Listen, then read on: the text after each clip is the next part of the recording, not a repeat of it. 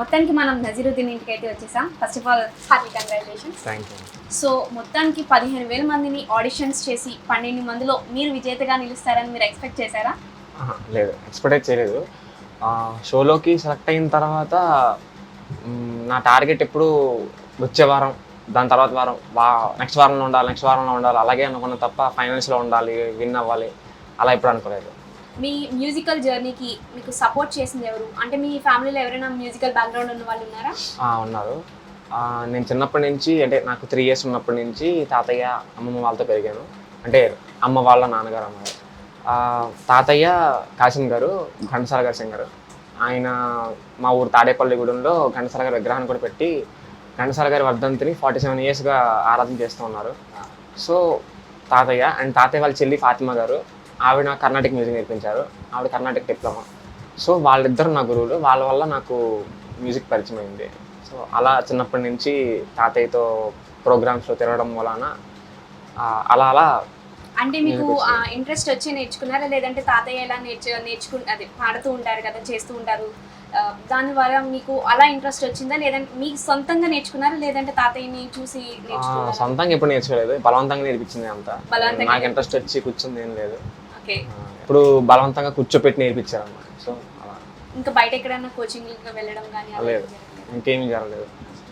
అంటే బయట కోచింగ్స్ అంటే ఇలా నేర్చుకునే ప్రాసెస్లో కీబోర్డ్ కూడా అలవాటైంది చిన్నగా. సో ఆ కీబోర్డు కొంచెం ప్రొఫెషనల్గా నేర్చుకోవడం కోసం గురువు గారిని పెట్టారు, విజయ షణ్ముఖి గారు. సో ఆయన దగ్గర 2-3 classes నేర్చుకున్నా కీబోర్డ్. మీ స్టడీ ఎలా సాగుతుంది?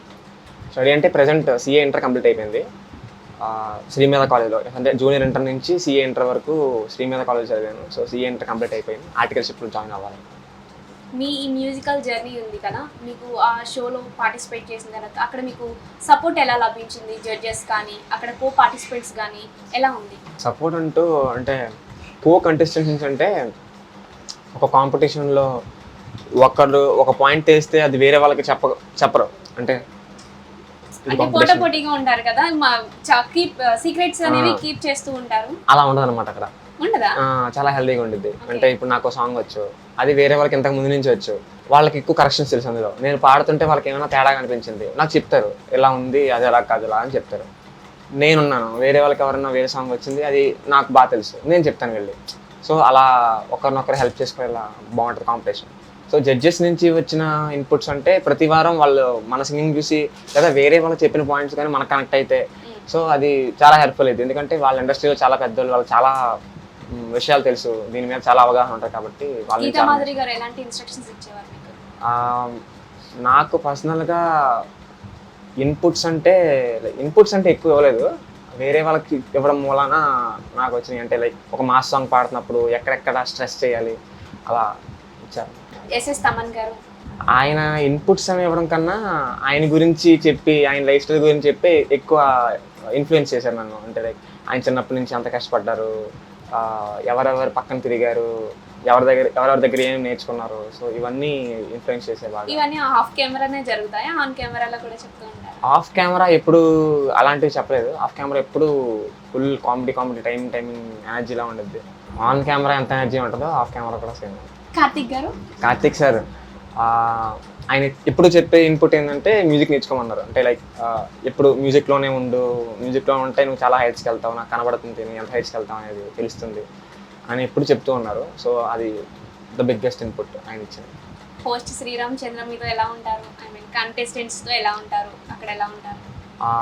ఎక్స్పెక్ట్ చేయొచ్చు, బయట జనరల్ ఆడియన్స్ ఆయన ఎలా ఉంటారని ఎక్స్పెక్ట్ చేస్తే. లైక్ ఆయన ఒక హిందీ ఇండియన్ ఐడల్లో ఆయన ఒక సీజన్ విన్నరు, అండ్ ఆల్సో ఇక్కడ హోస్ట్, ఒక ప్రొఫెషనల్ సింగర్.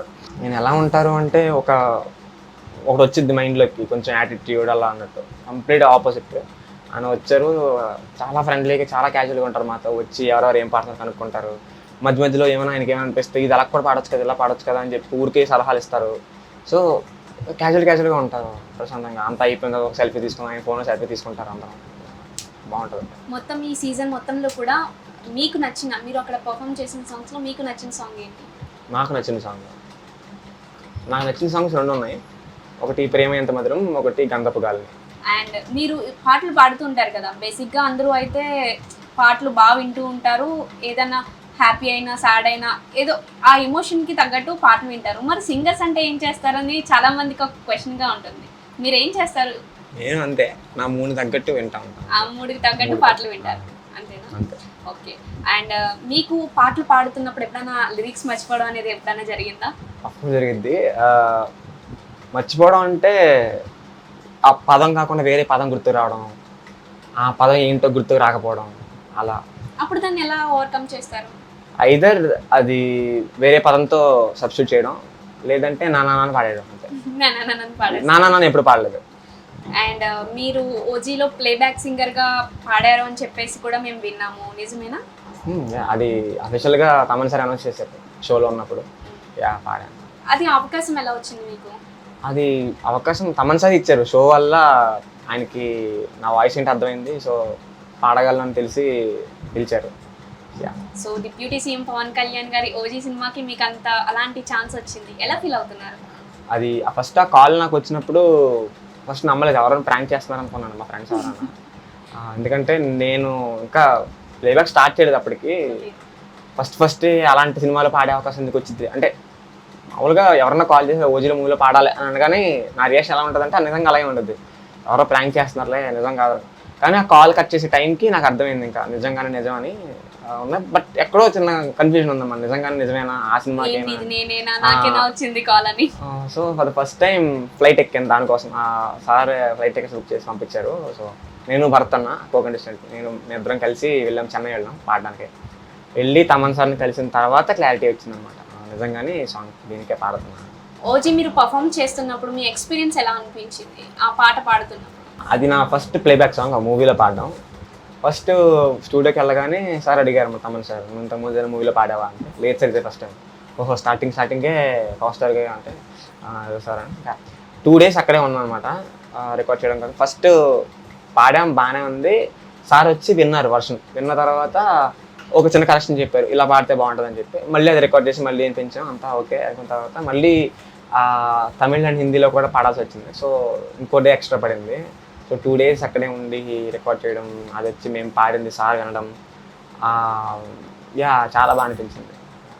ఇక్కడ విషయం ఏంటంటే మేమేమనుకొని వెళ్ళామంటే మార్నింగ్ వెళ్ళాము, మధ్యాహ్నం అంతా అయిపోయి నైట్కి వచ్చేస్తాం మళ్ళీ వెనక్కి హైదరాబాద్ అనుకున్నాం. బట్ అది ఎక్స్టెండ్ అవ్వడం వలన మా దగ్గర కనీసం ఎక్స్ట్రా బట్టలు కూడా ఏం లేవు అన్నమాట. నేను భర్తను తీసుకెళ్ళి సార్ అడిగారు ఆ రోజు నైట్ ఏమైనా తెచ్చుకున్నారు బట్టలు అంటే, ఏం లేవు సార్. ఓకే కొంటాలే రేపు వద్దునే అన్నారు, ఇద్దరికి కొన్నారనమాట. సో ఓజీ కాకుండా ఇంకేమైనా మూవీస్లో పర్ఫామ్ చేయడం జరిగిందా? మా నాన్న సూపర్ హీరో అనే మూవీలో నాన్న సాంగ్ పాడాను రీసెంట్గా, ఇది రిలీజ్ కూడా అయింది. దానికి మంచి రెస్పాన్స్ కూడా వస్తుందని విన్నాము. ఇంకా ఏమైనా అప్కమింగ్ మూవీస్లో ఏమైనా వస్తుంది, మూవీస్ ఉన్నాయా? ప్రజెంట్ అయితే మూవీస్లో ఉన్నాయి, రికార్డ్ చేయాలి. ఇంటికి వచ్చిన ఈ గ్యాప్లో ఇంకా హైదరాబాద్ వెళ్ళాక మళ్ళీ చూసుకోవాలి.